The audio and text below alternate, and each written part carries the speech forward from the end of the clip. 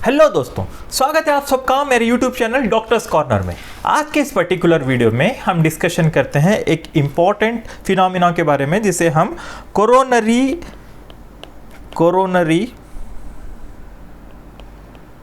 Steel phenomena भी कहते हैं या कोरोनरी स्टील सिंड्रोम भी कहते हैं। ठीक है, तो ये एक्चुअली है क्या कोरोनरी स्टील फिनोमिना या कोरोनरी स्टील सिंड्रोम? इसे कार्डियक स्टील सिंड्रोम भी कहते हैं।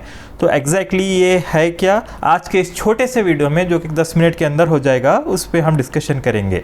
सो स्टील यानी कि चुराना, कोरोनरी यानी कि ब्लड वेसल्स जो हार्ट को जो सप्लाई करते हैं, जैसे कोरोनरी आर्टरीज है उससे रिलेटेड है। ठीक है, तो जैसे कि आप जानते होंगे हमारे हार्ट को जो ब्लड वेसल सप्लाई करते हैं उसे कोरोनरी हार्ट आर्टरीज कहते हैं, जो कि mainly right coronary artery, left coronary artery और उसके ब्रांचेस होते हैं। ठीक है, अब उस कोरोनरी आर्टरी के ब्रांचेस में से रिलेटेड ये फिनोमिना है। मैं ज़्यादा टाइम वेस्ट नहीं करते हुए डायरेक्टली वो पॉइंट पे आता हूँ। हम रीजनल सर्कुलेशन में कोरोनरी सर्कुलेशन के बारे में डिटेल डिस्कशन करेंगे। तो ये एग्जैक्टली ये कोरोनरी स्टील सिंड्रोम या फिनोमिना या कार्डियक स्टील सिंड्रोम है क्या?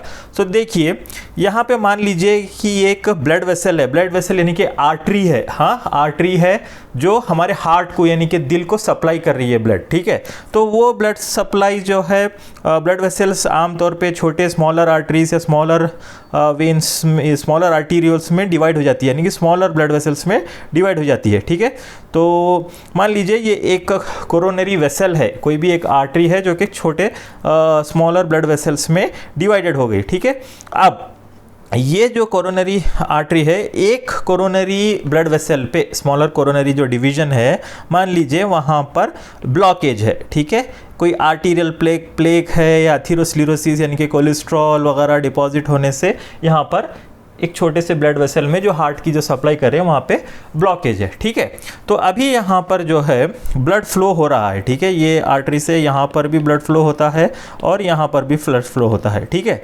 तो यहाँ पे जो फ्लो होता है, जो टिश्यू को जो फ्लो होता है, ठीक है, तो इस ब्लॉकेज की वजह से, इस ब्लॉकेज की वजह से आप क्या कहेंगे कि ब्लॉकेज की वजह से यहाँ का जो टिश्यू, ये जो ब्लड वेसल जो सप्लाई कर रहा है कम होगा। ठीक है, यहाँ पर जो है टिश्यू, यहाँ की जो टिश्यू है इसके मुकाबले जो नॉर्मल ब्लड वेसल है उसके मुकाबले यहाँ पे कम ब्लड पहुँचेगा। क्यों कम पहुँचेगा? क्योंकि आपको ओम्स लॉ के बारे में पता होगा। ओम्स लॉ जो स्टेट करता है blood flow is directly proportional to the pressure gradient divided by the vascular resistance. Okay, इसके बारे में हम हीमोडायनामिक्स के बारे में बाद में डिस्कशन करेंगे। बस ब्लड फ्लो जो है प्रेशर ग्रेडियंट यानी कि दो एंड्स पे difference between the two ends of the blood vessel, और रेजिस्टेंस यानी कि वास्कुलर रेजिस्टेंस, ब्लड फ्लो को जो रेजिस्टेंस ऑफर होता है उसको वास्कुलर रेजिस्टेंस कहते हैं। ठीक है, तो जो ब्लड फ्लो है जाहिरी बात है जहाँ पर ये है एक ब्लॉक है वहाँ पे रेड्यूस हो जाता है। रेड्यूस होने के वजह से जो हमारे हार्ट के जो आर्टरीज हैं और छोटे ब्लड वेसल्स हैं वहाँ पे एक चीज़ होता है जिसे कहते हैं ऑटो रेगुलेशन। ठीक है, ऑटो रेगुलेशन होता है।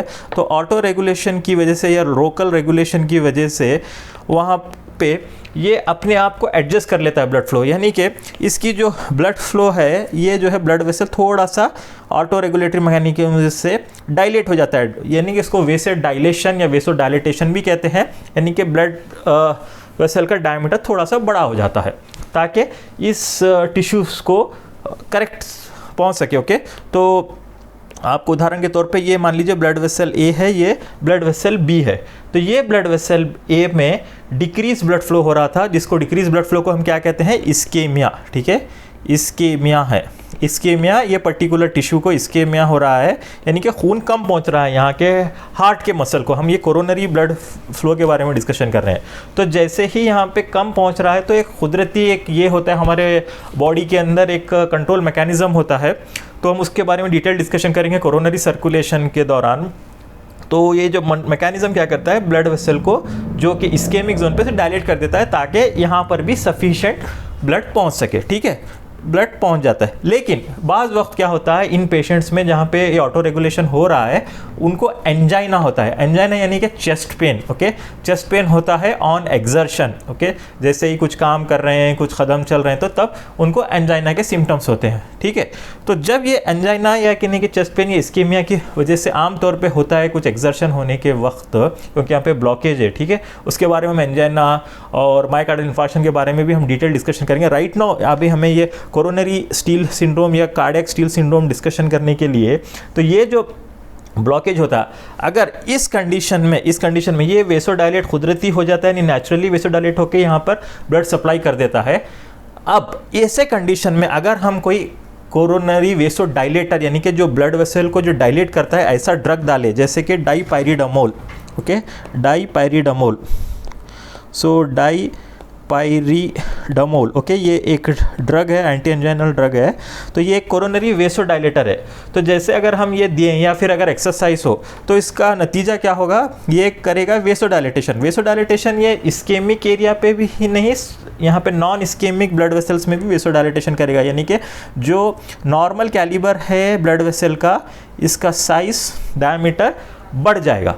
तो बढ़ने से क्या होगा, ये जो नॉर्मली जो वेसोडाइलेट ऑलरेडी हो चुका था ब्लॉकेज की वजह से, इसको ये ज़्यादा डायलेट नहीं कर पाएगा, ओके, क्योंकि ऑलरेडी इसकी जो मैक्सिमम कैपेसिटी डायलेट होने की तकरीबन हो चुकी थी, बस थोड़ा सा डायलेट होगा। लेकिन ये जो नॉर्मल ब्लड वेसल है, जो ब्लड वेसल बी है, ये पूरी तरह से डायलेट हो जाएगा।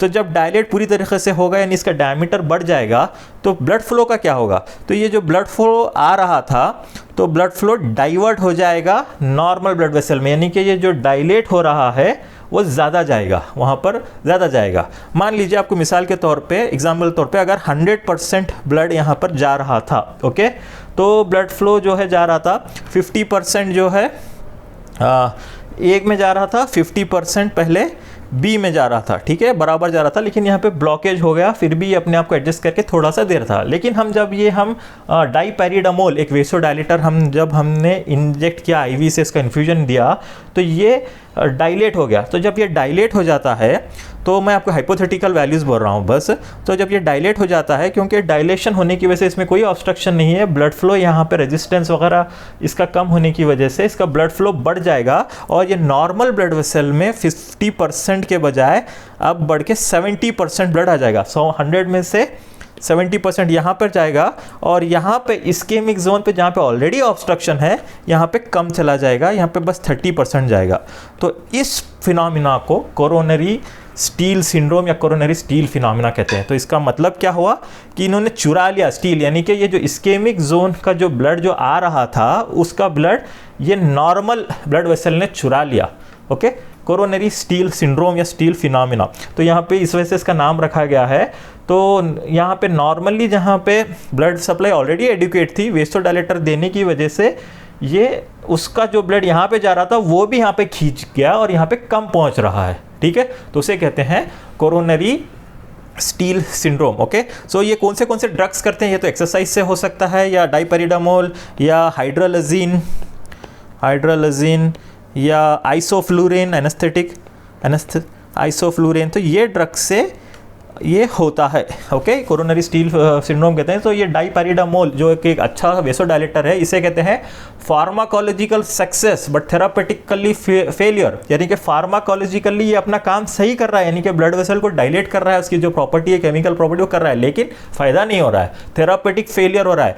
डायलेट होने के बावजूद भी ब्लड वहाँ पे जहाँ पे खून पहुँचना है वहाँ पे नहीं पहुँच रहा है, यानी उसका मकसद नहीं पा रहा है, तो इसको थेरापेटिक फेलियर कहते हैं, ठीक है। अगर आपको हमारा वीडियो पसंद आया तो प्लीज़ सब्सक्राइब करिएगा, शेयर करिएगा। इसी तरह के हम और मेडिकल रिलेटेड वीडियोस और बना रहे हैं। आप प्लीज़ अपने दोस्तों को, अपने जूनियर्स को, अपने सीनियर्स को, अपने कलीग्स को हमारा जो लिंक है डॉक्टर्स कॉर्नर का शेयर करिएगा। अपना ख्याल रखिए, धन्यवाद।